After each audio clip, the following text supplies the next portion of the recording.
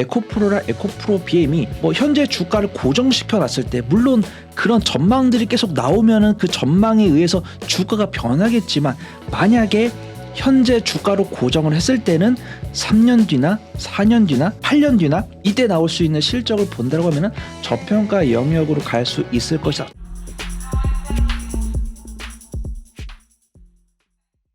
안녕하십니까. 예민수의 경제토크 시작합니다. 오늘은 HB투자그룹 손여로 팀장님과 함께 뜨거울 걸로 보이는 8월 증시 또 2차전지 얘기하겠습니다. 어서 오십시오. 안녕하십니까. 8월이 뭐 흐름이 좋습니다. 그죠? 뜨거워서 갈 수 있는데 일단 8월 또 하반기 시장이 좋습니까? 좋게 보십니까? 8월이 네. 약하다. 뭐 8월에 휴가 가서 약하다 그러는데. 네, 우선 좀 매크로 변수가 없다라고 하면 좀 네. 단기적인 차익실현 나왔다가 좀 다시 좀 올라가지 않을까 그렇게 판단되고 있고요. 네. 일단 증권사 측에서도 꾸준하게 2023년 하반기에 대한 뷰가 나오고 있지만 저도 제 짧은 시견을 본다라고 하면은 어떤 러우 사태나 미중 무역 분쟁이 나와도 그다음에 중국에서는 약간 좀 뭐 한한령이나 이런 부분들에 좀 언급이 나오는 부분 그다음에 네. 북한에서도 어떤 미사일 발사 이런 대외적인 우리나라를 꾸준하게 발목을 잡았던 매크로 변수가 나옴에도 불구하고 조금 견조한 모습 보여주고 있고요. 외인과 기관이 조금 소극적으로 매매를 할 법도 한데 이제 시장을 꾸준히 살펴보시면 당연히 개인 투자자들의 자금 이동이 굉장히 극단적으로 벌어지고 있는 가운데서도 이제 외인과 기관들은 자신들이 보고자 하는 뷰는 그래도 좀 매수하는 모습들이 확인되고 있기 때문에 뭐 연말까지도 좀 안정적인 시장 나오지 않을까 그래서 좀 판단 예상을 하고 있습니다. 네. 핵심에는 2차 전지, 또 차전지가 서 있습니다. 그죠? 워낙 쏠림 현상이 있었고 조금 흔들릴 법도 한데 강건합니다. 개인 투자자들은 2차 전지를 나를 흔들어 봐라. 떠날 생각이 없다. 2차 전지 전반적인 상황부터 좀 보죠. 일단은 사실 최근에 주가 급등락이 실적은 이렇게 하루 이틀에 바뀌는 건 아니잖아요. 그죠? 2차 전지를 둘러싼 산업 환경은 어떤지부터 좀 볼까요? 네, 우선 뭐 2차 전지 시장이 커진다 이런 것들은 사실 요즘 중고등학생도 알 것 같다라고 좀 말씀을 드리고 싶고요. 네. 이제 구체적으로 어떤 데이터가 전망이 되는 데이터죠. 꼭 그 시점에 이런 시장 규모가 된다라는 부분은 아니지만 그래도 저명한 리서치 센터에서 좀 전망을 하는 부분을 본다고 하면은 이제 2022년에 판매된 배터리 중에서는 이제 우리가 알만한 국내 기업이 약 25% 4분의 1가량을 좀 납품을 하고 있다고 판단하고 있고요. 네. 중국을 제외한 시장은 거의 절반이 넘어가는 점유율을 차지하고 있다고 합니다. 근데 중국을 포함했을 땐 점유율이 떨어진 이유는 중국 같은 경우는 자국을 많이 그렇죠. 챙겨주고 네. 있기 때문에 그런 부분이고 다만 이제 우리나라를 비롯하더라도 어떤 신성장을 갖고 있는 배터리가 개발이 되더라도 조금 더 효율적으로 비싸지만 효율적인 배터리를 찾는 부분들은 어떤 뭐 반도체나 뭐 조선이랑 뭐 차량 이런 것들을 보면 당연하다라고 판단돼서 뭐 리튬 황이나 뭐 전고체 배터리나 이런 부분에 대해서 관심을 가지고 계신 분들이 많이 계실 텐데 이런 부분에 있어서는 아직 투자 비중이 30% 내외를 기록을 하고 있기 때문에 분명 우리가 현재 사용하고 있는 하이니켈 3원계 배터리 그런 부분들이 괜찮다고 하지만 뭐 어떤 효율이나 뭐 안정성이나 이런 것들을 갖추기 위해서는 새로운 신기술을 장착한 배터리가 개발이 되어야 된다라는 아이디어는 있지만 아직 그런 부분에 대해서는 투자가 원활하게 진행되고 있지 않다 그렇게 판단되고 있고요.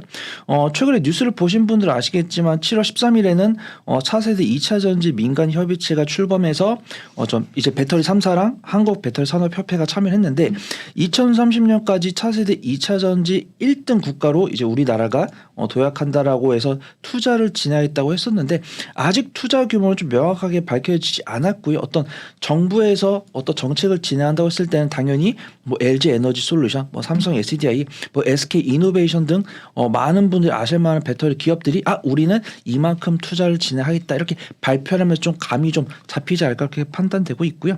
한국과학기술평가원에서는 2차 전지 시장 규모를 2020년에는 461억 달러, 그다음에 2030년에는 3,517억 달러로 8배가량 성장할 수 있다라고 판단되고 있고요.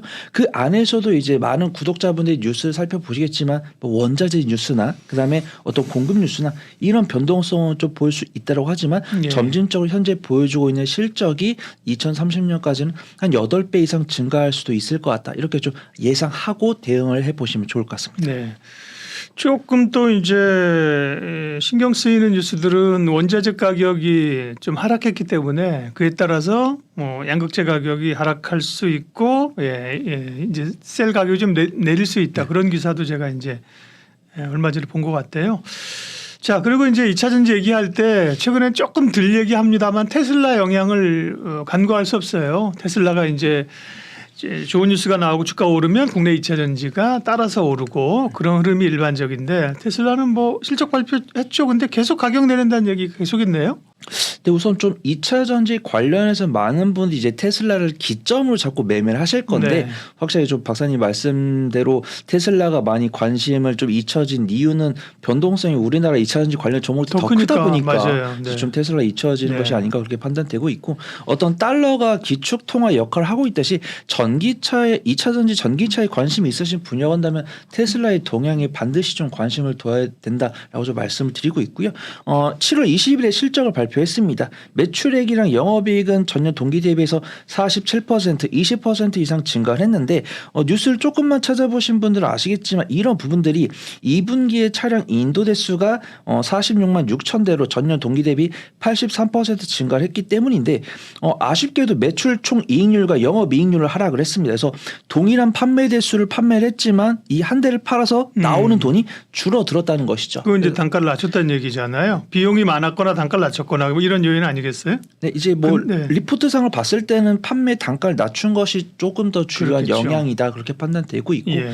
테슬라가 성장성이 없다라는 것이 아니고 성장성을 확보하기 위한 연구 개발은 꾸준히 진행을 하고 있는 것으로 판단이 되고 있는데 유감스럽게도 뭐 비아디나 뭐 우리나라 같은 경우는 뭐 현대차나 기아, 뭐 BMW, 폭스바겐까지도 전기차 시장이 뛰어들면서 확실하게 점유율을 좀 지키고자 하는 부분들이 있었고 점유율은 잘 지켜냈다라는 평가가 있었고 이제 테슬라가 향후에 갖고 있는 뭐 자율주행이라든가 뭐 우주항공이라든가 이런 모멘텀을 좀 체크를 해봐야 된다고 판단되고 있고요.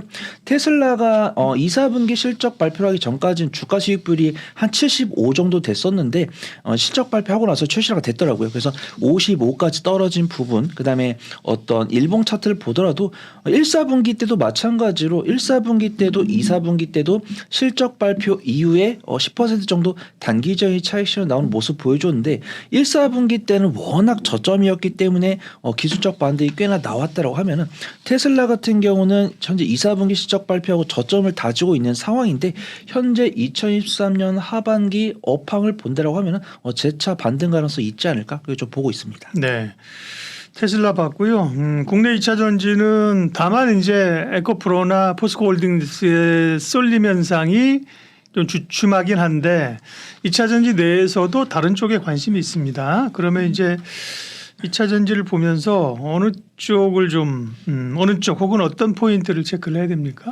네, 확실히 변동성이 큰 쪽을 원하시는 분야를 한다면 굳이 뭐 에코프로랑 포스코홀딩스를 뭐 떠나서 다른 섹터를 찾아볼 필요 없다라고 판단되고 있고요. 네. 나는 수익본 종목은 뭐 한 달 이상 쳐다보지 않는다라고 말씀하시면 뭐 전고체나 뭐 음극재나 분리막 이쪽도 괜찮겠지만 태생이 나는 정말 2차 전지에 뭐 죽고 못 사는 그런 투자자다라고 하시면 확실히 좀 셀을 보시는 게 좋을 거다라고 판단되고 있고요. 어떤 좀 양극재나 에코프로나 포스코홀딩스의 변동성이 가려져서 조금 재미없는 섹터가 되어 버렸지만 확실하게 2차 전지의 어떤 성장성이 포문을 연 섹터는 셀이다라고 판단되고 있고요. 예. 뭐 LG 에너지 솔루션이랑 뭐 삼성 SDI, 뭐 SK 이노베이션 다양하게 말씀을 드리겠지만 가격적인 매력도가 생길 수 있는 기술적 위치까지 왔으니까 어떤 막연한 기대감보다는 확인하면서 매매할 수 있는 섹터가 셀이 아닐까 그렇게 좀 네. 판단을 해보도록 하겠습니다. 2차 전지 가운데서 대표적인 셀 업체를 얘기하셨는데 세상 재미없죠. 네, 얘도 2차 전지냐? 뭐 이럴 정도로 2차 전지에서 소재단에 지금 확실히 밀려나고 있고요. 그러게요. 처음에는 2차 전지가 다 LG 엔솔이 그죠? 기업 분할하고 막 외국인들 엄청 사고 그러다가 요즘은 이제 관심이 없는데 그러게요. 보자고 하시는 이유가 있을 겁니다. 그럼 좀 들어볼게요. 그 이유를요. 하나씩. 예. 네, 우선 좀 LG 에너지 솔루션 실적 같은 경우는 좀 꾸준하게 상승세를 보여주고 있는데 악재는 충분히 좀 선반영이 되었고 이 LG 에너지 솔루션 좀 주가가 부양될 수 있는 모멘텀 있다라고 판단되고 있고 가장 큰 메리트는 조금 기술적 바닥권에서 이제 막 맥점을 잡는 것으로 판단이 되고 있어가지고 에코프로랑 포스코홀딩스도 정말 괜찮지만 뭐 마이너스 10% 마이너스 15%를 감내할 수 있는 분들은 괜찮겠지만 나는 마이너스 5%도 감내하기 어렵다라고 하시는 분들은 오히려 좀 시선을 돌려보시면 좋을 것 같다고 판단되고 있고요. LG 에너지 솔루션 같은 경우는 실적이 반영이 됐는데 실적 증가폭은 증가하진 못하겠지만 그래도 견조한 실적을 보여줄 것으로 전망이 됩니다. 매출이랑 영업이익은 뭐 73%, 135% 역시 2차 전지 관련 종목이다라고 볼 수 있을 정도로 괄목한 실적을 보여주었는데 영업이익에서는 그래도 최근에 발생했던 GM 볼트 리콜 비용의 재정산 과정에서 좀 추가적인 비용이 반영된 부분이 좀 수급으로 나타난 것이 아닌가 그렇게 판단되고 있고요. 어떤 우리가 이런 말씀을 이제 구독자분들께서 들으시면 어떨지 모르시겠는데 악재가 드러나면 더 이상 악재다, 악재가 아니다 그렇게 판단되고 있고요. 어떤 좀 중장기적인 관점으로 봤을 때는 해당 LG 에너지 솔루션 실적 발표했을 때 당일은 음봉이 나왔지만 그 다음 날은 외인과 계열의 매수가 들어왔기 때문에 확실히 이 지점은 좀 지키려는 모습을 보여주고 있다. 그게 좀 판단되고 있고요. 어떤 실적에 대한 부분보다는 어떤 성장 포인트에 대해서 좀 말씀을 드리고 싶으면은 현재 LG 에너지 솔루션 업종포가 이제 한 80 정도 되는데 11개월 선행포가 40 이제 제가 잘못 말씀드렸습니다. 네. 업종포가 13.16이고 11개월 선행포가 47.00. 좀 냉철하게 보면은 LG 에너지 솔루션도 영업이익률이 5%가 나오지 않고 있기 때문에 뭐 반도체랑 뭐 완성차랑 좀 비슷한 수준까지 됐다라고 하지만 여전히 실적 증가 추이 그다음에 어떤 완성셀에 대한 수요 추이는 유지될 것이기 때문에 확실히 반도체랑 완성차보다는 향후에 좀 매력적인 섹터가 될 수 있다라고 판단되고 있고요. LG 에너지 솔루션의 실적 향상세는 꾸준히 될 것으로 전망이 되고 있습니다. 최근에 칠레 SQM사로부터 리튬 구매를 통해서 인플레이션 감축 법안의 요건을 충족했다 이런 뉴스가 있고요. 그다음에 있던 칠레로부터 리튬 구매를 통해서 전기차 200만 대분 전 세계에서 전기차가 한 해에 100만 대씩 판매가 되고 있다고 하면은 이제 2년치 양을 좀 충족했다. 그래서 LG 에너지 솔루션 같은 경우는 2년간에는 좀 실적 추이가 좀 유지가 될 것이다라고 판단되고 있고요. 저는 이제 전고체 배터리나 어떤 신종 배터리 개발에 있어서는 삼성 SDI를 높게 보고 있는데 예. 최근에 어떤 2차 전지 섹터를 본다고 하면은 기존 강호보다는 신사업으로 추가하겠다고 발표한 종목들이 조금 주가 탄력이 강세를 보여주는 것으로 판단되고 있어서 나는 전고체 배터리에서 안전한 종목을 원한다라고 하면은 삼성 SDI를 말씀드리겠지만 LG 에너지 솔루션 같은 경우도 산학협력 컨퍼런스에서 차세대 배터리를 개발하겠다고 발표하면서 리튬 메탈 전지나 전고체 전지 등의 어떤 출사표를 내놨기 때문에 그런 성장 모멘텀이 좀 충분히 될 수 있지 않을까 좀 판단해 보도록 하겠습니다. 2차 전지는 이제 2차 전지 섹터 자체에서 뭐 돔황처 할 때는 아니라고 많은 분들이 보고 그 안에서 이제 뭘 봐야 되느냐를 얘기하는데 손여로 팀장님은 일단 셀 얘기를 하고 있습니다. LG 에너지 솔루션 얘기를 하셨고 셀 가운데는 뭐가 제일 탑픽이냐는 이제 얘기를 좀 듣고 얘기하도록 하겠고 삼성 SDI가 사실 기대감이 꽤 많았습니다. 전고체 이런 것 때문에 기대감이 많았는데 뭐 주가는 뭐 대동소이합니다. 그죠? 셀 업체들은요. 네.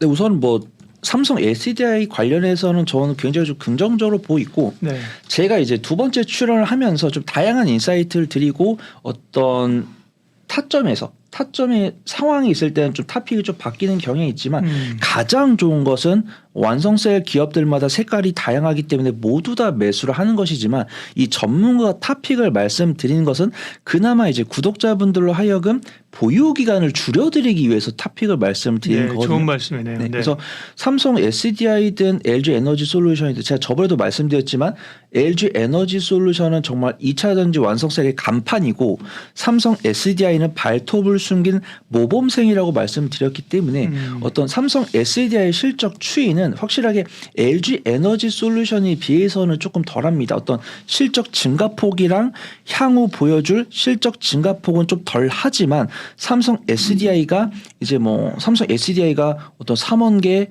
하이니켈 배터리를 LG 에너지 솔루션을 이기겠다 이렇게 이야기를 나오면 저 오히려 별로 안 좋아했을 거예요. 근데 그렇죠. 네. 삼성 SDI가 잘하는 것을 하려는 거예요. 그죠? 자신의 네. 위치를 잘 알고 예. 하이니켈은 LG 에너지 솔루션이 하겠다고 하면은 전고체는 우리가 독보적으로 2027년에 상용화를 하겠다 이렇게 발언했었는데 투자자분들이 그래도 이런 삼성 SDI 발언에 긍정적으로 화답을 하는 것 같습니다. 그래서 저는 삼성 SDI 실적 추이를 본다고 하면은 뭐 LG 에너지 솔루션이 막 50% 70% 상승했지만 삼성 SDI는 이런 인플레이션 감축 법안의 혜택 없이도 20% 이상의 실적 상승세를 보여줬지만 전고체 배터리 관련 발언이 나왔을 때는 외인과 기관이 화답을 하는 모습을 확인했었고 이건 좀 내부 정보가 아닐까라고 판단했는데 지인분들이 삼성 SDI가 전고체 배터리를 시도하겠다고 했지만 확실히 단가는 비싸고 전고체 배터리 연구소에 들어가고자 하는 부분에 있어서 좀 갈등이 있다라고 하니까 이런 불협화음은 좀 감안해 보면서 좀 삼성 SDI가 전고체 배터리에서 좀 가시화된 성과를 내볼 수 있을 때는 그때는 좀 보유 기간을 줄여볼 수 있지 않을까 좀 판단해 보도록 하겠습니다. 삼성 SDI였고요. 셀 업체 가운데 이제 SK 이노베이션이 남아 있습니다. 항상 이제 정유 부분과 2차 전지가 섞여 있고 SK 온이 언제 흑자 전환하느냐 지난번에 이제 증자액이 있었죠 지난번에. 네네, 급락하고 또 최근에 또 뭐 급등락을 하는 변동성이 가장 최근 큰 게 SK 이노베이션인데요. SK 이노베이션 포인트는요. 네, 우선 SK 이노베이션한테 미안한 게 네. 저번에 나왔을 때 가장 부정적으로 말씀드렸습니다. 네. 근데 왜냐하면 이거는 좀 SK 이노베이션에 대해서 한 2년, 3년 이상 파보신 분들 조금 공감하는 부분이고 SK 온 관련해서는 현재 사실 작년 상반기까지만 하더라도 매출액은 증가를 하고 있는데 영업 손실이랑 수율 부분에 있어서는 개선이 안 되다 보니까 근데 2021년, 2022년에도 어떤 미국 합작법인을 통해서 꾸준하게 매출이 나오고 있고 우리가 수율이랑 영업 손실을 개선하겠다라고 이야기가 거의 나온 지 1년 반이 넘었는데 개선이 이제 됐거든요. 그래서 저는 SK 이노베이션이 유증하고 어떤 신재생 에너지에 투자를 진행하겠다는 이야기가 나왔을 때 저는 솔직히 또 뒤통수를 맞을까 봐 부정적으로 봤어요. 근데 그때는 증권사 리포트도 꾸준히 나왔고 증권사에서도 이번엔 믿어보자라고 헤드라인 달 정도로 그런 뉴스가 나왔을 때 사실 외인과 기관이 매도를 했기 때문에 저는 부정적으로 말씀을 드렸던 건데 불과 일주일 전에 60달러대 후반에 있던 유가가 70달러 중반을 넘어가니까 그때 좀 반응을 하기 시작했고 SK 이노베이션이 실적 발표했을 때 매출액은 이제 전지 부분에서도 증가를 했고 영업 손실도 줄이면서 2024년 상반기에 흑자로 전환될 수 있다라는 뷰가 나오면서 좀 주가 탄력이 붙은 부분이 있기 때문에 저는 만약에 너 저번에 나왔을 때 SK 이노베이션 부정적으로 이야기해놓고 오늘 왜 긍정적으로 이야기를 하냐라고 말씀하시면 죄송하다고 말씀드리지만 트레이더 관점에 다르죠. 봤을 때 예, 그때랑 다른 거죠 또. 네. 트레이더 관점으로 봤을 때는 수급이랑 주가 추이가 달라진다라고 하면은 어떤 비중 조절은 분명히 아니면은 매수를 아직 안 하신 분야온다면 매수 우선순위를 올려볼 수 있다. 그 좀 말씀을 드려보도록 하겠습니다. 영화 제목 가운데 그런 거 있잖아요. 뭐 그때는 틀리고 지금은 맞단가, 그때는 맞고 지금은 틀리단가. 어쨌든 간에 그렇죠. 장기 투자자라고 하면 탑픽으로 끌고 가지만 대부분은 트레이딩을 하니까 그죠. 그때 이제 상황에 따라 더 주목받는 포인트가 다른 거죠. 자, 그럼 일단 이번 세션에서는 셀 얘기를 했습니다. LG 에너지 솔루션, 삼성 SDI, SK 이노베이션 3사를 얘기했는데 우리가 뭐 이 소부장 같은 거 쭉 얘기하면 한 3종목 정도 꼽는데 관심 종목을 2차 전지 셀은 3종목이니까 3종목을 꼽으면 안 되고 네. 하나만 지금 시점에서 그러면 셀 가운데 탑픽은 뭡니까? 네, 현재 시점은 SK 이노베이션 좀 탑픽이다라고 판단되고 있고요. 네.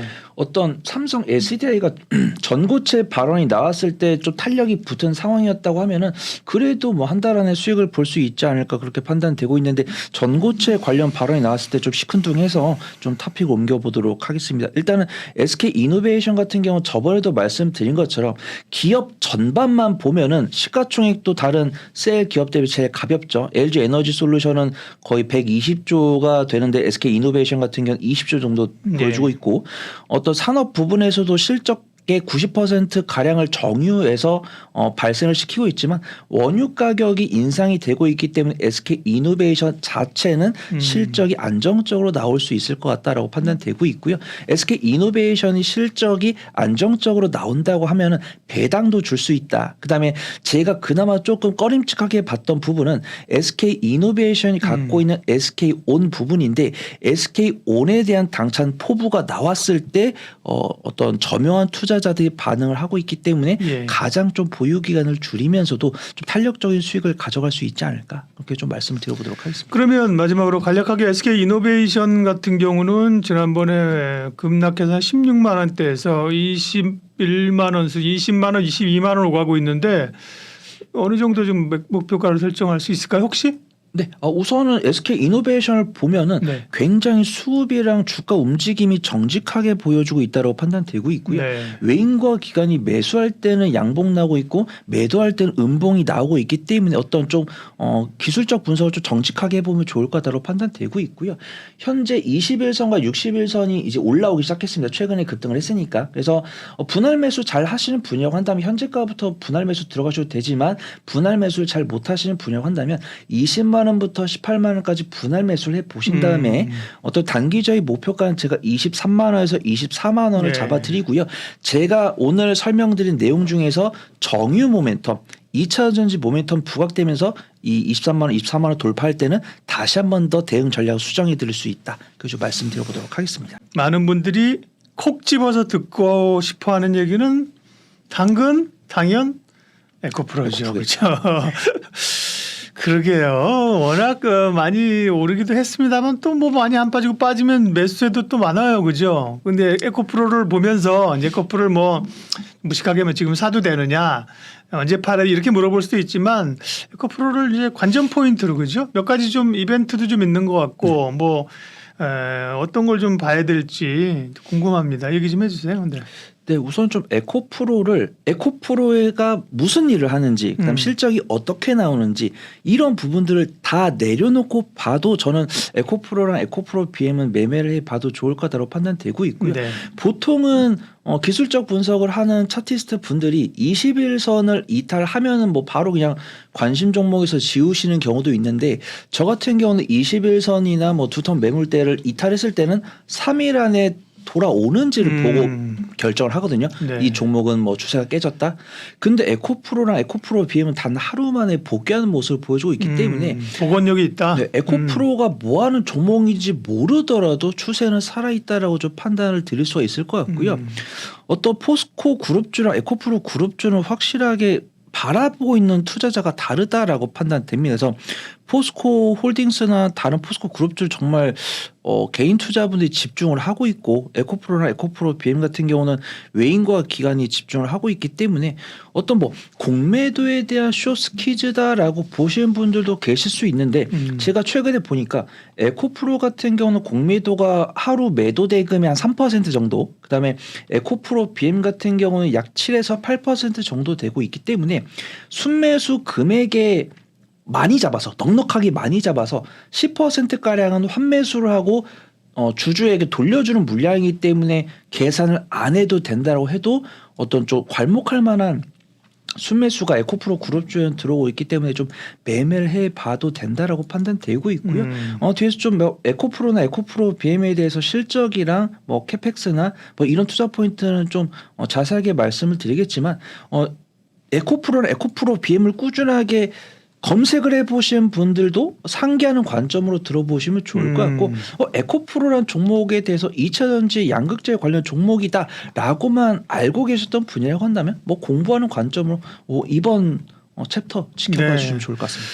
이거 보통은 너무 올랐잖아. 그러니까 여기서 들어가지 말고 차라리 딴 걸 사 이렇게 얘기하는데 손현호 팀장님은 뭐 에코프로나 에코프로 BM이나 충분히 지금 트레이딩 할 수 있다. 그죠? 그 말씀을 하신 거잖아요. 네, 확실히 뭐 저도 이 주식 투자 경력이 10년이 막 안 되지만 저도 이 10년 동안 주식시장을 봤을 때 시가총액 상위 종목이 그 아랫단에 있는 종목보다 일간 변동성이 큰 경우를 많이 못 봤습니다. 두세 번밖에 못 봤는데 에코프로랑 에코프로 BM 같은 경우도 사실 추세가 단기적인 추세는 깨진 적이 몇 번 있어요. 근데 중기랑 장기적인 추세는 깨지지 않았는데 이런 단기적인 추세를 잠깐 깼다가도 빠르게 회복하는 모습들을 보여주고 네. 있고 제가 물론 에코프로랑 에코프로 BM의 5년 뒤, 10년 뒤를 예측할 수는 없다고 하더라도 굉장히 좀 오차가 작은 데이터들은 증권사에서 충분히 제공해주고 있거든요. 그래서 뭐 1년치, 2년치 데이터를 참고로 한 뭐 12개월 선행포나 뭐 PBR 그다음에 뭐 유보율이나 부채 비율 이런 것들을 봤을 때는 물론 에코프로나 에코프로 BM이 이렇게 좋은 모습을 보여주고 있기 때문에 제가 자신감 있게 말씀을 드리겠지만 그냥 단순하게 1년치만 봤을 때도 에코프로나 네. 에코프로 BM이 뭐 추세가 꺾이거나 뭐 추세를 이탈할 가능성은 없다라고 판단되고 있고 뭐 2025년 저번에도 말씀드렸거든요. 2025년 이후에 걱정할 일이다. 그렇게 좀 판단을 하고 있습니다. 네, 일단은 흔들렸지만 상당히 빠르게 복원력을 가지고 왔다는 말씀이고요. 그러면 이렇게 좋게 보시는 이유를 좀 더 구체적으로 얘기를 들어볼까요? 예. 네, 우선은 일단 에코프로 그룹주들의 좀 실적을 보면은 에코프로나 에코프로 BM 둘 다 매출액은 증가를 했고요. 영업이익도 증가를 했는데 영업이익 폭은 조금 감소하는 모습 보여주고 있습니다. 그래서 이런 부분에 대해서는 뭐 증권사 컨센서스를 하회했다 이런 부분들이 있고 저는 예. 보통 이런 실적 발표랑 리포트 나오면 그 리포트 나왔을 때 투자자들이 어떻게 보고 있냐에 따라서 내 매매에 좀 적용을 해보자 이렇게 말씀을 드리고 있거든요. 네. 근데 이런 실적 발표가 나왔을 때 그 당일에는 음봉을 면치 못했지만 그래도 다행히 그 다음 날 제가 아까 말씀드린 뭐 LG 엔솔이랑 삼성 SDI처럼 단기적인 재료 소멸로 오늘은 팔지만 그 뒤가 재차 상승할 것으로 전망이 되고 있기 때문에 매수를 해야겠다 이런 부분들이 좀 투자분들이 갖고 있는 것으로 판단되고 있고요.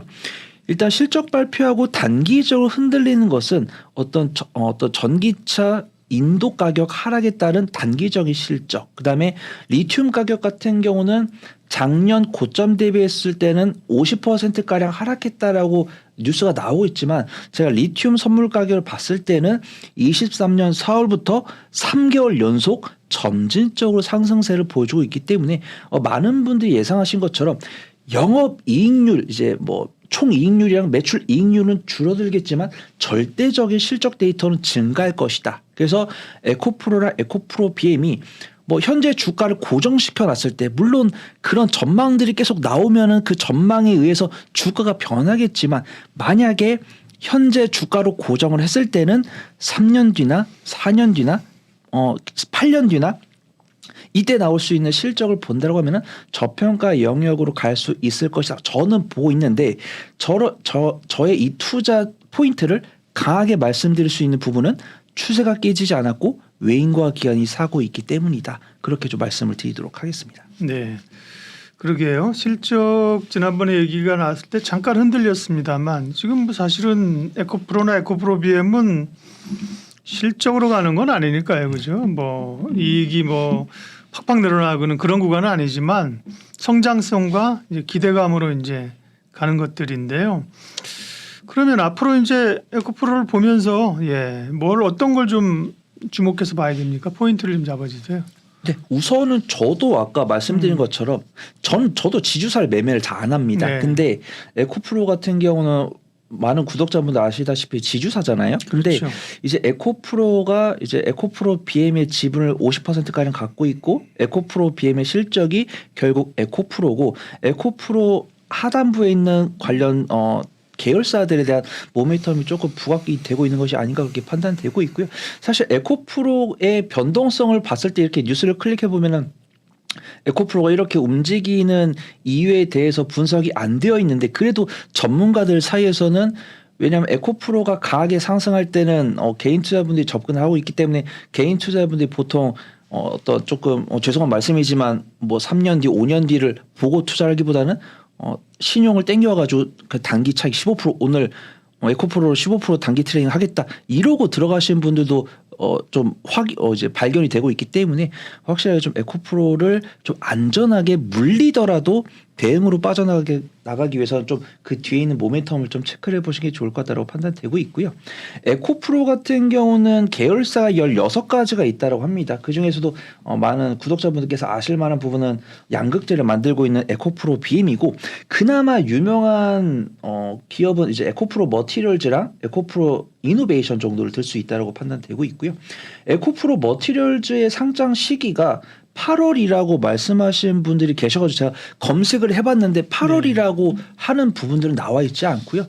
올해 상반기부터 IPO를 시도했다는 부분이랑 이동채 회장이 구속되면서 조금 지연됐지만 올해 하반기에는 이제 진행이 될 거다. 뭐 미래셋 증권이 이제 주관사로 네. 이제 NH 투자증권이랑 주관사를 맡았기 때문에 8월은 어려울 거고 8월 됐으면 지금 나왔어야 되는데 그죠? 8월은 아닌 것 같고 원래는 그런 기대감이 있었는데 조금 지연되는 건 맞죠. 예. 네, 그래서 그런 부분들 조금 팔로우업을 해야 된다라고 보고 있고 다행히도 어떤 관련 종목들이 실적이 나오고 있습니다. 그 실적은 당연히 에코프로 실적이 녹아 있겠지만 계열사들만 봐더라도 에코프로 머티리얼즈 같은 경우는 이제 가장 상장을 임박한 종목이 에코프로 머티리얼즈입니다. 에코프로 머티리얼즈가 2020년에 매출액이 2,167억 원, 2021년에 3,429억 원, 그다음에 이제 2022년 연말 기준으로는 6,652억 원을 기록을 했기 때문에 실적이 안정적으로 나오고 있다라는 것을 확인할 수가 있고요. 어떤 뭐 뉴스를 보면은 뭐 몸값도 1조 원대 이상을 기록할 수 있다라고 보고 있는데 저는 뭐 제가 몸값이 얼마니, 청약 경쟁률이 얼마니 이런 것들을 제가 지금 당장 이 자리에서 확인할 수는 없겠지만 이제 박사님 말씀하신 대로 기존에 나왔던 우리의 전망치가 조금 틀릴 수 있습니다. 어떤 대외 변수 때문에. 그렇다고 하면은 일단 에코프로 머티리얼즈가 올해 하반기에 상장을 한다는 가정을 하고 에코프로가 일단 수급과 추세가 좋으니까 매매를 했다가 어떤 청약 경쟁률이랑 몸값이 나오면 이제 청약주를 매매해 보신 분은 아시잖아요.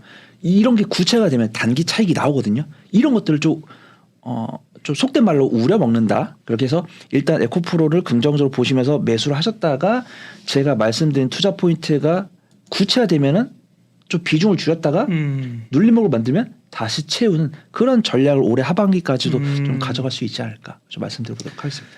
그러게요. 에코프로 머티리얼즈는 상장하는 게 거래소 같은 데는 눈치 보거든요. 괜히 해줬다가 언론에 두드려 맞거든요. 뭐 이런 회사를 지금 검증도 없이 뭐가 급하다고 그런 거 싫어하거든요. 그러니까 딱 이제 뭐 신청서 받고 나서 뭐 슬슬 이제 천천히 하는 거죠. 혹은 뭐 여기 뭐 이름이 빠졌네. 다시 적어 오세요. 그리고 뭐 언제 갖고 옵니까? 그 다음날 갖고 오면 아니 좀 천천히 갖고 와요. 이렇게 하고 시간 끄는 건데 그러게 그런 것들이 뭐 글쎄 이동채 회장에 관한 것이든 그런 게 이제 노이즈가 해소돼서 하반기에 그죠. 상장한다고 하면 다시 모멘텀이 있을 수도 있겠네요.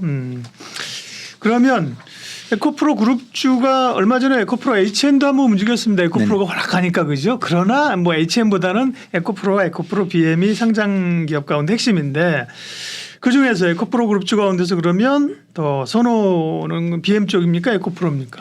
네, 우선 에코프로 HN 같은 경우는 좀 매매 자신 있는 분들이 좀 단기간 좀 접근해 보시라고 좀 말씀을 드리고요. 나는 정말 좀 매매를 잘 못한다, 뉴스를 잘 체크를 못하신다라고 하시면 에코프로 BM이 이제 제일 낫겠죠. 어떤 대외 변수에 따른 변동성이 없으니까. 근데 네. 제가 지금까지 봤을 때는 에코프로조차도 일간 변동성이 나왔을 때 저점을 이탈하지 않는 부분이 있기 때문에 굳이 성장성을 버리고 안정성에 베팅할 필요는 없겠다. 그렇게 좀 판단을 좀 에코프로 가장 긍정적으로 보고 있고요. 에코프로 같은 경우도 단순하게 저는 어떤 좀 아예 실적이 안 나오고 있는 종목은 확실하게 뉴스나 수급으로만 매매를 하고 있는데 실적이 나오고 있는 종목은 그래도 재무제표를 보고 매매를 해야 좀 비빌 언덕 최악의 상황을 막을 수 있다고 판단되고 있고요. 에코프로 BM 같은 경우는 저는 뭐 저평가 매력이 있다라고 보고 있는데 에코프로가 조금 더 저평가 매력이 있다라고 판단되고 있고요. 네. 에코프로가 지주사임에도 불구하고 변동성이 크기 때문에 좀 긍정적으로 말씀드린다. 그렇게 좀 말씀을 드리도록 하겠습니다. 에코프로 같은 경우 업종포가 148.79인데 11개월 선행포가 70.07이기 때문에 저평가 매력도 있다라고 판단되고 있고요. 물론 에코프로 머티리얼즈가 뛰쳐나가더라도 에코프로 BM이랑 에코프로 HN이랑 에코프로 머티리얼즈를 제외하고도 13개의 자회사가 있기 때문에 실적 향상 추이는 꾸준히 나올 것이다라고 판단되고 있고요. 지금 뭐 120만 원 이제 120만 원의 주가이기 때문에 개인 투자분들께서는 좀 부담스러운 가격대일지라도 네. 에코프로를 한 3주, 4주 가량 매수할 의향이 있으신 분양한다면 분할 매수하셔가지고 연말까지 가져갈 수 있지 않을까 그렇게 판단되고 있고 제가 뭐 오늘 나오고 안 나올 거 아니고 에코프로는 꾸준하게 제가 디테일하게 좀 리뷰를 해드릴 거니까 에코프로를 좀 유심히 지켜보시면 좋을 것 같습니다. 네. 에코프로가 지금 액면가가 얼마인가? 500원인가? 네. 에코프로 500원 나오고 있습니다. 농담으로 그런 우리가 얘기한 적 있어요. 근데 액분하면 되겠네. 그럼 지금 120만 원 비싸 보이잖아요, 그죠? 네. 지금 500원 맞나요? 네. 현재 500원입니다. 네, 500원이면 100원으로 액분하면 얼마 되는 거예요? 5배니까 30만 원 되니까 이건 여담이고요. 여담이고 기본적으로 보니까 에코프로 그룹주 가운데서 에코프로를 여전히 수급에 의해서 올라온 것도 사실이지만 여러 가지 모멘텀이나 이슈나 좋게 보셨습니다. 그죠? 네. 그래서 어떻게 보면 이제 그 에코프로를 붙잡고 그죠? 어떻게 밀리면 좀 샀다가 또 어떻게 보면 트레이딩이네. 그죠? 그렇다고 150만 원을 사실 모르죠. 주가란 뭐 모르는 거지만 쉽게 150만 원 하루 이틀에 뚫고 와서 200만 원, 300만 원 간다고 보기보다는 지난번에 한번 밀렸던 게 대충 한 100만 원 정도가 이제 중요한 지지선이잖아요. 그죠? 100만 원에서 140만 원 정도만 이렇게 움직인다고 하더라도 40%잖아요. 그죠? 네. 변동성이. 그 정도를 가지고 믿음이 있다고 하면 그죠? 이 기업에 믿음이 있다고 하면 트레이딩을 충분히 해도 괜찮겠네. 그런 비슷한 얘기입니까? 네. 우선은 좀 2차 전지의 맥점이 확인이 되지 않았기 때문에 에코프로랑 에코프로 그룹주는 좀 매매가 유효하다고 판단되고 있고요. 예. 확실하게 변동성은 에코프로 HN이 제일 큰데 에코프로 HN 같은 경우도 실적이 나오고 있기 때문에 저는 서두에 말씀드린 것처럼 매매 자신 있는 분들 이제 근데 우리 영상을 매매 자신 있는 분들만 보시는 건 아니니까 그렇죠. 좀 성장성과 안정성을 고루 갖춘 종목을 좀 말씀드리면 매매 자신 있으면 우리가 다 돈 벌었지. 왜 보고 있어요. 자신 있으면. 그래서 에코프로 HN은 정말 매매 자신 있는 분들 네, 네. 그다음에 매매 자신 없는 분들 에코프로 BM 정말 네. 대외 변수에 휩쓸리지 않고 제 갈 길을 갈 거니까. 근데 에코프로 같은 경우는 상장 뉴스가 사실 저는 이제 많은 분들이 시청하실 때 의견을 많이 보는데 보통 상장할 때 안 좋아하시거든요. 상장하실 때 이제 지주사를 보유하신 분들 안 그렇죠. 좋아하세요. 지주사가 LG 화학대도 싫어했었고. 지주사가 가지고 있던 걸 떼니까. 네. 근데 이제 내가 잃지 않다 보니까 아직 그 뒷면까지는 안 보이시는 것 같은데 제가 뭐 에코프로 그룹주가 안 좋다고 말씀드린 게 아니고 에코프로가 천년만년 안 갔을 때는 괜히 이런 게 생각이 난다. 상장할 때요. 그리고 지주사가 자회사를 상장할 때 지주사 주주들에게 우선 청약할 수 있는 권한 같은 걸 줘야 돼요. 네네. 그래야 지주사를 가지고 있으면서 상장해도 이동한 거지 뭐 기업 뚝대에서 회사 가치만 높아졌다는데 그쵸. 네. 저도 이제 박사님 말씀대로 네. 이제 뭐 어떤 좀 기존 주식을 좀 준다든가 아니면 우선 청약하는 사를 봤는데 그러니까. 올해 초에 제가 상장 사례를 다 검토를 했는데 올해 초에 상장한 3기 EV 말고는 예. 이렇게 기존 주주를 체크해 준 게 없어 너무 좀 가슴 아팠는데 뭐 에코프로 대표님께서 보신다고 하면 좀 이런 거 해주셨으면 좋겠고 일단은 뭐 저는 에코프로가 성장성과 안정성을 예. 가장 고루 갖춘 종목이다. 그래서 좀 말씀을 드리도록 하겠습니다. 야수의 2차 전지는 지금 필요한 게 야수의 심장이고요. 용기가 필요한 거고 반도체는 공부가 필요해요. 공부가 지금 그죠? 계속 그 전에는 이제 업황 얘기를 많이 하다가 지금 이제 AI 반도체 HBM부터 나와서는 뭐 어드밴스드 공정부터 해서 뭐 적층 뭐 엄청나게 많은 얘기가 나오고 있어요. 그죠? 반도체 좋게 보십니까? 근데 우선 마찬가지로 추세가 이탈되지 않았고 수급이 긍정적이기 때문에 부정적인 말씀은 드릴 필요가 없다고 판단되고 있고요. 반도체 섹터가 어제 오늘 바닥을 잡은 것이 아니고 바닥을 잡은 지 6개월 정도 지났기 때문에 6개월 전에 나왔던 업황 개선에 대한 기대감이 실적으로 반영되는지를 좀 지켜봐야 된다라고 판단되고 있고요. 저는 뭐 이제 반도체 관련해서 말씀을 드리겠지만 뭐 엔비디아나 뭐 삼성전자, SK하이닉스 같은 대장급 종목들에 대한 실적 추이를 꾸준하게 좀 체크를 해봐야 된다라고 판단되고 있고요. 오히려 2차 전지 대비해서는 변동성이 아직 크진 않지만 그래도 이제 2차 전지랑 AI가 정말 1, 4분기 핫했다라고 하면은 2, 4분기에는 반도체가 핫했고 반도체가 유감스럽게도 한 1주, 2주 정도 대형주는 한 2달 정도 횡보를 하고 있기 때문에 굉장히 좀 중요한 갈림길이다라고 판단되고 있고요. 제가 뭐 삼성전자, SK하이닉스 실적을 보고서 말씀을 드리겠지만 실적 발표 결과에 따라서 투자자들 실망 매물은 나오고 있지 않기 때문에 투자 기조는 연말까지 유지해도 좋을 것 같다. 그죠 말씀드리도록 하겠습니다. 삼전이나 하이닉스는 실적 발표했고 컨퍼런스 콜까지 했잖아요. 네. 예, 그러면요. 그 보시고 나서 느끼는 건 뭡니까? 네. 네, 우선 삼성전자랑 SK하이닉스가 실적 발표 컨퍼런스 콜 둘 다 했었는데 네. 느낀 점은 실적 바닥은 정말 잡았고 그다음에 삼성전자, SK하이닉스가 포부로 내놓은 것에 대해서는 좀 투자자들이 긍정적으로 반응을 하고 있는 것 같다고 판단되고 있고요.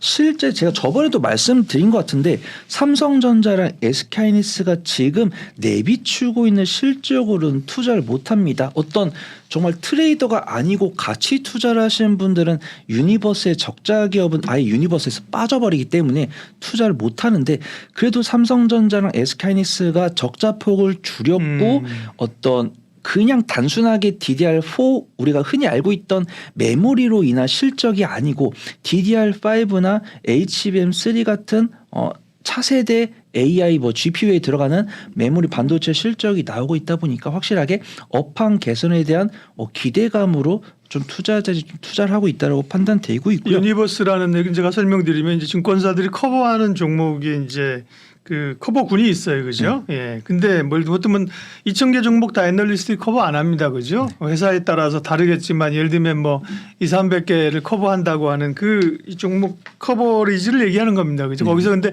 적자 나고 이런 기업들을 일단 뺀다는 거죠, 그죠? 예. 이제 보통 이제 어떤 증권사 풀은 네. 또 뭐 코스피 200이면 뭐 봐주는 경우도 있는데 네네. 한참 공부하시는 분들이 조건식 많이 공부하시잖아요. 네네. 조건식 공부하실 때 적자를 많이 그렇죠. 빼신 경우가 있어가지고 네네. 그런 경우가 있는데 어떤 그날 반도체는 좀 다르다, 그죠? 다르죠. 네, 하이닉스 뭐 적자 났다고 뭐 애널리스트들이 분석 안 해. 적자 기업을 우리가 하면 이렇게 안 하잖아요, 그죠? 확실히 1, 4분기엔 뺐다가 2, 4분기 다시 넣었지 않았을까 이렇게 좀 그런가요? 보고 있고 네.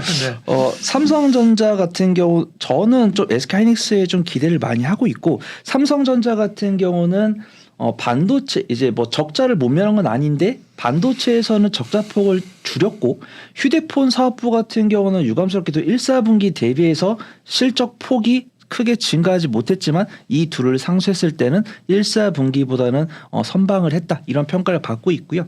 SK하이닉스 같은 경우는 실적이 전년 동기 대비해서 역시 실적이 크게 훼손되는 모습 보여줬지만 1, 4분기 대비해서는 적자폭이 줄었다 이런 평가를 받고 있고 아까 서두에 말씀드린 것처럼 HBM3 같은 그런 차세대 메모리 반도체로부터 실적이 개선이 됐다. 그다음에 감산을 삼성전자보다 먼저 발표를 했고요. 그다음에 추가 감산을 진행하겠다고 했고 반도체 관련 종목을 투자를 하실 때 많은 분들이 반도체 재고랑 산업 동향을 이제 수출 동향 이런 것들을 보시더라고요. 그래서 뉴스를 보신 분들 아시겠지만 뭐 5월이랑 뭐 6월 수출 동향 봤을 때는 반도체로 인한 적자폭이 줄어들었다 이런 뉴스도 확인할 수가 있고 5월을 기점으로 반도체 재고가 정점을 찍고 이제 안정을 찾고 있다 이런 부분들도 있고 삼성전자랑 SK하이닉스가 어떤 좀 집안 싸움을 하고 있다고 할까요? 어떤 HBM3 관련해서는 그렇죠. SK하이닉스가 확실한 점유율을 보여주고 있는데 삼성전자가 이 점유율을 키우겠다. 네. 점유율을 그러니까 키우겠다라고 얘기했는데 결국 하이닉스 걸 갖고 온다라는 뜻이니까. HBM을 놓고 격돌을 하고 있는 거죠. 네. 네, 그래서 제가 뉴스를 보니까 HBM3 관련해서는 SK하이닉스가 50% 점유율을 갖고 있고 네. 삼성전자가 40%를 갖고 있고 마이크론은 10%를 갖고 있는데 삼성전자가 HBM3 점유율을 키우겠다라는 것은 마이크론 거를 뺐을 수도 있고 SK 하이닉스 걸 뺐을 수도 있는데 누구 걸 뺐겠다고 말을 안 했기 때문에 저는 하이닉스 걸 뺐겠다는 것이 아니 아닌가. 점유율은 그렇더라도 시장 캐파가 또 커지니까 그렇죠. 네. 근데 이런 부분 했을 때는 투자자들이 그래 너네 둘이 한번 좋은 경쟁을 벌여봐라라고 좀 판단하고 있는 것이 그러면서 아닌가. 이제 누구들은 싸워라. 그 중에서 수혜되는 기업은 우리는 소부장으로 가면 된다니까요. 관련된 기업들. 엔비디아 실적도 봐야 된다고 하셨잖아요. 국내 반도체 업계 말고도 엔비디아 실적 발표했죠.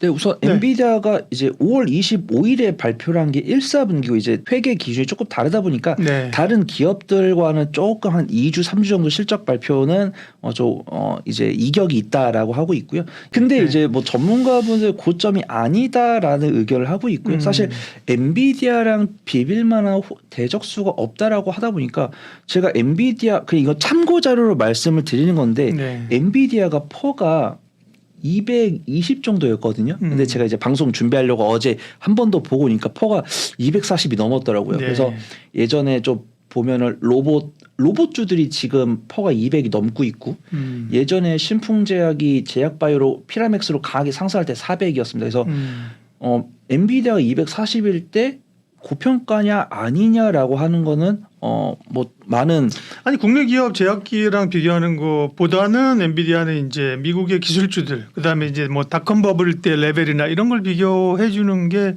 조금 더 또 설득력이 있지 않을까요? 네. 예. 그래서 갑자기 이제 생각난 거는 닷컴 버블 때 퍼가 막 1000이 넘어갔다고 네네. 해요. 그래서 닷컴 버블과 비교하면 퍼가 확실히 낮은 거고 삼성전자, 하이닉스랑 비교하면 높은 거고 테슬라보다 높은 거고 그래서 제가 이런 것들을 말씀드리는 이유는 업종이 비록 다르지만 그 업종들이 성장 섹터냐 성장해서 실적으로 넘어간 섹터냐 이런 것들을 감안한다고 하면은 엔비디아가 고평가인지 저평가인지 이제 구독자분들께서 좀 판단 내릴 수 있다라고 네. 하고 있고 저희 전문가 측에서는 고평가는 아니다라고 이야기를 하고 있고 그런 부분들은 2차 전지랑 마찬가지로 실적이 강하게 상승하고 있다. 그다음에 엔비디아가 파운드리 기업이 아니고 팹리스 기업이다 보니까 영업이익률이 높게 나오는 거죠. 그래서 그런 부분들이 시장 캐파가 커지면 엔비디아가 우리가 흔히 알고 있는 TSMC나 이런 뭐 마이크론과 같은 파운드리 기업 대비해서는 실적 증가폭이 훨씬 더 클 것이다. 그래서 AI 시장이 뭐 2027년까지는 1,500억 달러 190조 원, 한화로 하면 190조 원에 달할 것으로 전망이 되고 있기 때문에 시장 규모가 커질 것인데 그 안에서 그 캐파를 엔비디아가 다 거의 90% 점유를 하고 있다고 합니다. 그래서 그 캐파를 가져갈 것이고 영업이익률도 상당하기 때문에 현 위치가 전혀 저평가가 아니다. 그런 부분들이 나오고 있고 그런 부분들은 주가 추이가 증명을 해주고 있기 때문에 엔비디아의 2, 4분기 실적 발표 좀 기대감을 갖고 지켜보시면 좋을 것 같습니다. 삼성전자, SK하이닉스, 엔비디아의 실적과 업황을 중심으로 한 얘기를 했습니다. 그러면 이제 우리는 어쨌든 간에 전략적으로 갈 텐데요. 뭐 실적이나 업황 얘기는 할 얘기는 많지만 이 정도로 마무리를 하고 자, 엔비디아야 뭐 사실 분들은 또 이제 미국 주식이니까 판단하시는 거고 국내에서 그럼 삼성전자냐 하이닉스냐 하이닉스나 삼성전자냐 네. 어딜 더 선호하십니까? 저는 아까 말씀드린 것처럼 제가 뭐 트레이더의 성격을 갖고 있어서 SK 하이닉스를 말씀드린 게 아니고 네. SK 하이닉스랑 삼성전자가 어떤 뭐 도찐개찐이다라는 평가를 해서 죄송한데 둘 다 실적이 안 나오고 있으니까 근데 어떤 실적 개선 기대감은 좀 SK 하이닉스가 더 큰 것이 아닌가 그렇게 판단되고 있고요. 그러한 부분들이 수급이랑 거래량으로 증명이 되고 있는 것 같습니다. SK 하이닉스랑 삼성전자를 뭐 1개월 단위, 3개월 단위로 두면은 당연히 삼성전자가 좀 삼성전자 손을 들어드리겠지만 1개월 이내 2주가량의 투자 관점으로 본다고 하면 저는 SK하이닉스가 긍정적일 것이다라고 판단되고 있고요. 네. 지금 이 방송을 시청하신 구독자분들이 만약에 댓글로 제가 이 반도체를 6개월, 1년을 갖고 갈 건데 뭘 사야 되나요? 라고 물어보신다고 하면 저는 삼성전자를 말씀드리겠지만 저는 뭐 2주, 한 달 만에 좀 수익을 가져가고 싶습니다. 라고 말씀하신다면 SK하이닉스가 좋을 것 같다고 판단되고 있고요. 삼성전자가 HBM3를 통해서 양산을 통해서 실적을 챙기겠다라고 발표를 했지만 엔비디아는 여전히 좀 SK하이닉스의 손을 들어주고 있는 것으로 판단이 되고 있고요. 그런 뉴스가 나왔을 때는 SK하이닉스가 수급이 좋은 모습 그래서 SK하이닉스 같은 경우는 지금도 기관과 외인의 매수세가 들어오기 때문에 매수 가능하다라고 말씀드리는데 매도는 일단 엔비디아 실적 발표했을 때 한번 추이 한번 봐야 될 것 같고요. 그다음 SK 하이닉스 3, 4분기 실적 발표했을 때 추이 보고 만약에 그때 조금 흔들린다라고 하면 그때 이제 수익 청산을 해보시면 좋을 것 같고 만약에 그때 흔들리지 않는다라고 하면은 뭐 절반은 매도한 다음에 나머지 절반은 나중에 눌림목에서 추가 비중을 키우든지 연말까지 끌고 가보셔도 좋을 것 같다. 그 좀 소개를 드리도록 하겠습니다. 네. 엔비디아 2분기 실적은 자료 주신 거니까 8월 23일 날 발표하는군요. 1분기 실적은 5월 25일 날 했고 미국 기업들은 우리처럼 딱 우리나라 통일이 있잖아. 12월 결산법인. 네. 맞죠? 다 12월 거의 다인데 미국은 뭐 들쭉날쭉입니다. 그래서 좀 다르고요. 삼성전자냐 하이닉스나 삼성전자냐 선택하실 분들은 선택하시고 많은 분들이 둘 다 아니고요. 소부장을 얘기해 달라고요. 나는 소부장을 관련된 밑단의 소부장 업체가 더 관심이 있어. 이런 분들이 제 뇌피셜인데 더 많지 않을까요? 네. 그래서 그런 밸류체인에서의 관심주 좀 알려주십시오. 네, 확실하게 뭐 삼성전자랑 SK 하이닉스가 안정적인 것은 맞지만 기대 수익률을 10에서 15% 이상 가져가기 어렵기 때문에 그래도 20% 이상 수익을 가져갔던 기억이 있으실 거죠. 뭐 한미 뭐 반도체나 네. 가옥집스 이런 종목들로 그래서 그 뒤를 쫓을 수 있는 종목을 좀 소개를 드리는 게 좋을 거다라고 판단되고 있고요. 제가 두 가지를 준비를 했는데 첫 번째로 소개를 드릴 종목은 에로티베큐움이라는 종목입니다. 네. 그래서 종목 개요로 말씀드리면 이제 건식 진공 펌프 제조 판매업을 영위를 하고 있는데 어떤 공정에 들어가는 제품 이제 장비 기업이다. 그렇게 좀 말씀을 드리고요. 이 기업이 그래도 좀 모멘텀이 다양한 게 반도체뿐만 아니라 디스플레이 최근에 OLED 관련 종목들도 움직이는 좋은 모습 보여주고 있고 태양광 관련해서 수혜를 갖고 있는데 요즘 태양광 관련 모멘텀이 좀 아쉬워서 좀 체크만 해보시면 좋을 것 같고 2차 전지에도 들어가는 건식 진공 펌프를 개발하고 있다라는 뉴스가 있기 때문에 반도체랑 2차 전지 수혜를 동시에 좀 입을 수 있다라고 좀 판단을 하고 있고요. 반도체 장비 관련 기업이라고 하더라도 소재 부품 기업들은 어떤 인플레이션 우려랑 반도체 업황 우려에 따라서 실적 훼손이 꽤 컸었는데 에로티베큐움은 제가 저번에 소개해드렸던 펜트론과 마찬가지로 이런 업황 우려에도 상관없이 1분기에 안정적인 실적을 발표했습니다. 매출은 47% 증가했고 영업이익은 114% 증가를 했고요. 증권사 리포트를 보더라도 키움증권이랑 KB 증권에서 리포트가 나왔는데 키움증권 같은 경우는 올해 사상 최대 실적을 전망을 하고 있고 KB증권 같은 경우는 내년 실적을 사상 최대 실적을 기록할 것으로 전망이 되고 있는데 그 밑바탕은 이제 태양광 수주가 나오고 있는데 미국에서는 꾸준하게 태양광 수주가 나오고 있고요. 그다음에 반도체는 이미 실적이 나오고 있고 2차 전지용 진공 펌프 개발 완료에 따라서 2차 전지 기업들의 투자 확대도 그 수혜로 이어질 것으로 전망이 되고 있고요. 일단 좀 반도체 관련해서는 삼성전자랑 거래를 하고 있습니다. 삼성전자가 지분이 있네요. 에로티베큐움에. 네. 평택 캠퍼스발 수주가 꾸준하게 이어지고 있기 때문에 이 에로티베큐움의 실적은 안정적일 가능성이 상당히 높다. 그리고 좀 말씀을 드리도록 하고요. 네. 일봉 차트만 봤을 때는 조금 근데 많이 올라왔는데. 네, 단기적으로 좀 부담스러워 보일 수가 있는데 21년 상반기에 상장한 다음에 기간 조정을 거쳤죠. 보통은 이제 보유수가 3개월, 6개월, 1년 단위로 거쳐져 있기 때문에 해당 물량은 모두 다 선반영이 됐다라고 판단되고 있고요. 주가가 조금 부담스러워 보일 수 있지만 업종 대비 저평가 매도를 갖고 있습니다. 업종포가 25.43이고 현재포가 17.68이고 그다음에 최근 수급동이 굉장히 좀 무섭습니다. 기관의 순매수가 꾸준히 이어지고 있고요. 외인의 순매수가 이어지고 있기 때문에 사실 매매 자신 분들은 현재가 매수도 가능하다라고 좀 판단되고 있고 매매 자신 있는 분들은 일단은 내가 매수하려던 비중의 절반가량만 매수를 하신 다음에 요 박스권 하단부 뭐 23,000원에서 22,000원 사이에서 추가 매수하신 다음에 연말까지 끌고 가시면 수익 가져가실 가능성이 상당히 높다. 그 좀 소개를 드리도록 하고요. 이것은 상장은 2005년에 했는데 꽤 오래된 기업인데, 네, 최근 상장한 기업은 아닌데, 제가 그러니까 네. 약간 그 상장 일자는 조금 이제 착각하신 것 같고, 그죠? 네. 네, 우리가 옛날부터 알고 있는 회사입니다. 에로티베큐움, 그죠? 뭐 여러 그 반도체 모멘텀이 이게 그때 뭐였었죠? 4G, 5G 나올 때도 나왔나? 어쨌든 많이 나왔었고요. 삼성전자가 투자한 기업들은 사실 주목하잖아요, 그죠? 네. 삼성전자의 표현이 좀 그런데 삼성전자의 아이들 뭐 이렇게 그죠? 뭐 표현할 M&A 가능성이 있는 할 수 있는 삼성전자가 7% 정도 지분이 있습니다. 네. 단기적으로 주가가 오르긴 했지만 에로티베큐을 좋게 보셨고요. 네. 에로티베큐은 이 정도 더 하실 말씀 있나요? 이 정도 되나요? 다음 종목 소개를 네, 다음 드리겠습니다. 종목은요. 그러면 우선 좀 유진테크를 좀 말씀을 드리고 싶은데요. 여기서 좀 투자 아이디어가 이거는 굉장히 좀 억울한 게 제가 이제 대본을 미리 넘겨드렸는데 하필이면 또 오늘 또 어떤 투자 사이에서 이런 흐름이 좀 나오더라고요. 이제 어떤 시스템 반도체랑 후공정 관련 종목들이 피로도를 보이니까 전공정 기업에 좀 관심을 둬야 된다. 이런 그렇죠. 이야기가 나와가지고 네, 좀 며칠 나왔죠. 네. 좀 유진테크를 좀 예전부터 보고 있었는데 이런 부분 때문에 괜히 얘는 후공정이에요? 제가 전공정 기업입니다. 전공정. 네. 반막 공정에 필요한 전공정 기업인데 이제 그럼 좋은 거잖아요. 네, 유진테크가 왜냐하면 이제 만약에 제가 이렇게 그 박사님과 녹화본이 올라온 다음에 이제 네. 그런 이야기가 나왔으면 제가 좀 어깨 으쓱했을 텐데 네. 이제 그러면 뭐 유진테크 전공정 기업에 관심 가져야 된다며 이거 보고 뽑아온 거 아니야? 라고 말씀하실까봐 저는 굉장히 좀 서운하다. 그런 좀 말씀을 드리고 그게 아니라는 걸 제가 천명을 해드리겠습니다. 사람들이 관심 없을 때 전공정을 봐야 된다고 지금 얘기를 하고 계십니다. 네. 주말에 제가 이 발굴했는데 갑자기 어제 오늘 전공정 이야기가 나오더라고요. 그래서 굉장히 좀 빠르게 좀 관심을 가지셔야 된다라고 좀 말씀을 드리고요. 네.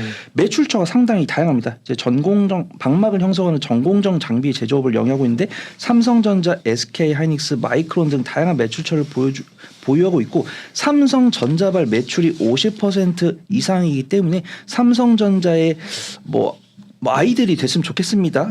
변동성을 보일 수 있으니까. 그리고 이 종목이 안정적인 실적만 보여주는 게 아니고 성장성도 좀 갖출 수 있다라고 판단하는 게 작년에 정부에서 이런 장비 기업들의 어떤 새로운 공정을 개발하기 위해서 특허를 좀 개발하라고 전략 지원 사업을 진행을 했었는데 이 사업에서 유진테크가 약 10건의 핵심 장비 국산화에 성공한 이력이 있기 때문에 안정성을 기반으로 사실 어떤 공정에 들어가는 어떤 장비를 개발했는지는 안 나오고 있지만 특허 10건을 확보했다고 하고 있기 때문에 이게 양산이 되는 그 시점에 따라서 실적이 좀 반영될 수 있으니까 이 부분은 투자하시는 분들이 좀 참고를 해보시면 좋을 것 같고요. 전공정의 방막 쪽이군요. 이제 막을 살짝 입히는 거죠. 그다음에 이 종목도 저는 굉장히 그 종목 소개를 때 실적을 많이 보는데 이 종목도 업황 부진에도 불구하고 실적이 크게 훼손되지 않았습니다. 물론 반도체 기업 중에서도 적자로 전환된 기업들이 많이 있고 오히려 펨트론이랑 에로티베큐처럼 호실적을 기록하고 있는 종목인데 유진테크는 그래도 흑자 폭이 조금 감소하긴 했지만 그런 폭이 근소했기 때문에 잘 견조하게 좀 유지를 했다라고 판단되고 있고요. 증권사 리포트를 보더라도 안정적인 실적을 기반으로 하고 있고 10가지 특허를 확보했기 때문에 성장성을 갖고 있는데 이 유진테크에서는 이런 불황에도 R&D 비용을 좀 확대를 했다고 합니다. 이런 부분들을 좀 긍정적으로 보고 있다라고 많은 증권사 리포트들이 나오고 있고요. 일단은 에로티베큐에 비해서는 일봉 차트를 보더라도 굉장히 좀 조용히 점진적으로 우상향을 하고 있다라고 판단되고 있고요. 21선을 따라서 정말 뭐 이탈 없이 21선에 닿을 때만 되면은 반등하는 모습 보여주고 있고 수급 동향을 보더라도 외인과 기관의 매도보다 우세하기 때문에 안정적으로 수익 가져가고자 하시는 분야를 한다면 유진테크 유심히 지켜보시면 좋을 것 같습니다. 네, 반도체 이야기였습니다. 삼성전자, SK 하이닉스 그리고 HBM 모멘텀 관심주로는 에로티베큐 그다음에 유진테크 두 종목을 말씀해 주셨고 유진테크는 전공정 쪽 방막 쪽인데요. 네. 세상이 알기 전에 전공정 얘기를 먼저 하셨다는 얘기를 다시 한번 강조드립니다. 전공정이 올라가면 손여로 팀장님이 얘기한 거를 기억해 주세요. 네, HB투자그룹 손여로 팀장님 함께했습니다. 고맙습니다. 감사합니다.